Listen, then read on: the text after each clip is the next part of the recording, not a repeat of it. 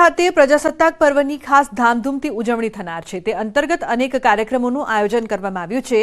25 તારીખના રોજ સીએમ તથા રાજ્યપાલ એટ હોમ કાર્યક્રમમાં હાજરી આપશે તથા ગણમાન્ય લોકો સાથે મુલાકાત કરશે। 26 તારીખે પ્રજાસત્તાક દિન નિમિત્તે પોલીસ ટ્રેનિંગ કોલેજ ખાતે રાજ્યપાલના હસ્તે ધ્વજવંદન કરવામાં આવશે અને સાંસ્કૃતિક કાર્યક્રમોની ઉજવણી કરવામાં આવશે। ત્યારબાદ સીએમ તમામ જનમેદનીને સંબોધન કરશે। આ કાર્યક્રમને લઈને પોલીસ તેમજ વહીવટી વિભાગ દ્વારા તમામ તૈયારીઓ પૂર્ણ કરી દેવામાં આવી છે। મહત્વનું છે કે કાર્યક્રમને લઈને તમામ તૈયારીઓ છે તે પણ કરવામાં આવી છે। સાથે જ 250થી વધુ કલાકારો પણ હાજર રહેશે। 25 જાન્યુઆરીએ માન્ય ગવર્નર સાહેબ અને માન્ય મુખ્યમંત્રી સાહેબ અને જિલ્લાના ગણમાન્ય વ્યક્તિઓની હાજરીમાં એક એટ હોમનો પ્રોગ્રામ થવા જઈ રહ્યો છે, જે 4:30 વાગે સાંજે 4:30 વાગે કૃષિ યુનિવર્સિટીના મેદાનમાં રહેશે।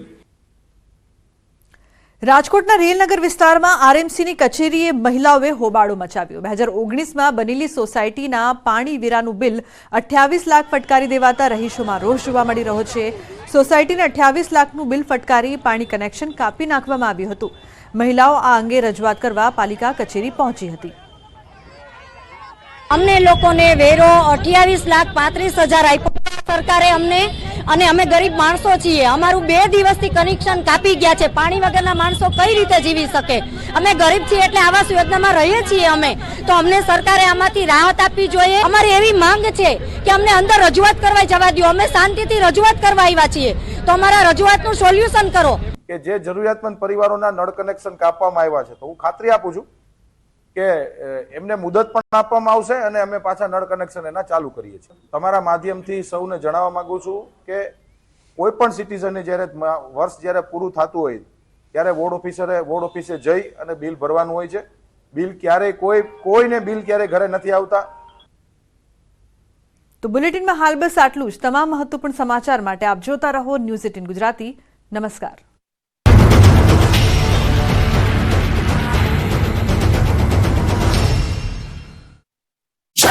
દેશને કારણે ડુંગળી લઈને આવેલા ખેડૂતોને રજળવાનો વારો આવ્યો છે। તંત્ર દ્વારા વ્યવસ્થા કરવામાં ન આવતા ખેડૂતોને ઠંડીમાં ઠરવાનો વારો આવ્યો છે।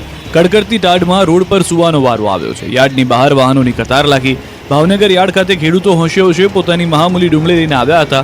મોટી સંખ્યામાં ખેડૂતો ડુંગળી લઈને યાર્ડ ખાતે તો પહોંચ્યા, પરંતુ યાર્ડ દ્વારા પૂરતી વ્યવસ્થા કરવામાં ન આવતા ડુંગળી લઈને આવેલા ખેડૂતોને યાર્ડમાં પ્રવેશ અપાયો ન હતો, જેથી યાર્ડની બહાર રોડ પર વાહનોની 2 કિલોમીટર લાંબી કતાર લાગી ગઈ। જ્યાં સુધી તમારી નજર પહોંચે છે ત્યાં સુધી વાહનો નજરે પડી રહ્યા છે। ખેડૂતો વાહનોમાં આખી રાત સૂતા રહ્યા। 8 થી 9 ડિગ્રી ઠંડીમાં ખેડૂતો છૂટવાઈ ગયા, ત્યારે યાર્ડના સત્તાધીશો સામે રોષ ફેલાયો। યાર્ડમાં સારી વ્યવસ્થા કરવા માંગ કરી છે। અંકલેશ્વરમાં તસ્કરોએ તરખાટ મચાવ્યો છે। ભરૂચના અંકલેશ્વરમાં તસ્કરોએ બંધ મકાનમાં ચોરીનો પ્રયાસ કર્યો, જો કે સોસાયટીમાં અવાજ થતા તસ્કરો ફરાર થઈ ગયા હતા। સમગ્ર ઘટનાના સીસીટીવી ફૂટેજ પણ સામે આવ્યા છે। અંકલેશ્વરના જૂના દીવા રોડ પર આવેલી નીલકંઠ વિલા સોસાયટીના સીસીટીવી ફૂટેજ છે। સીસીટીવીમાં જોઈ શકાય છે કે 6 થી વધુ તસ્કરો મોડી રાત્રે હાથમાં લાકડી લઈને સોસાયટીમાં આવે છે, ત્યારબાદ બિલ્લી પગે અલગ અલગ મકાનમાં ઘૂસવાનો પ્રયાસ કરે છે। એક બંધ મકાનનો મેઇન ગેટ ખોલી અંદર પણ પ્રવેશે છે, જો કે ત્યારબાદ કોઈ જાગી જતા તસ્કરો ફરાર થઈ જાય છે। સમગ્ર મામલે પોલીસે સીસીટીવી ફૂટેજના આધારે તપાસ શરૂ કરી છે। આ બધું સુરતના વાંકલ ગામે 15 દિવસથી તસ્કરોનો આતંક છે। અહીં ચોર ગેંગ એવો આતંક મચાવે છે કે ગામ લોકોની ઊંઘ હરામ થઈ ગઈ। વાંકલ ગામે એક જ રાતમાં 3 સ્થળે ચોરી થતા લોકો ડરી ગયા। ઘર સામે પાર્ક કરેલી બાઇકની પણ ચોરી કરી, તો મકાનનું તાળું તોડી ચોરીનો કર્યો પ્રયાસ। અન્ય એક બાઇકની બેટરીની કરી ચોરી। બાઇક ચોરી કરતા તસ્કરો સીસીટીવીમાં કેદ। પોલીસનું કામ નાગરિકોની સુરક્ષા કરવાનું છે, પણ જ્યારે રક્ષક જ ભક્ષક બની જાય તો શું કરવું? જૂનાગઢમાં લોકોનું રક્ષણ કરનાર પોલીસ જ ભક્ષક બની। ગુંડાઓને ધ્રુજાવતી પોલીસે જ ગુંડાગીરી પર ઉતરી આવી। માનવતાને શર્મસાર કરતી ઘટના સામે આવી છે। લાંચ ન આપતા પીએસઆઈ મુકેશ મકવાણાએ આરોપીને ગંભીર માર માર્યો। તે બાદ હોસ્પિટલમાં સારવાર અર્થે ખસેડવામાં આવ્યા બાદ આજે તે યુવાનનું મૃત્યુ થયું। આરોપીને એટલી હદે માર માર્યો હતો કે તેને જીવ ખોવાનો વારો આવ્યો।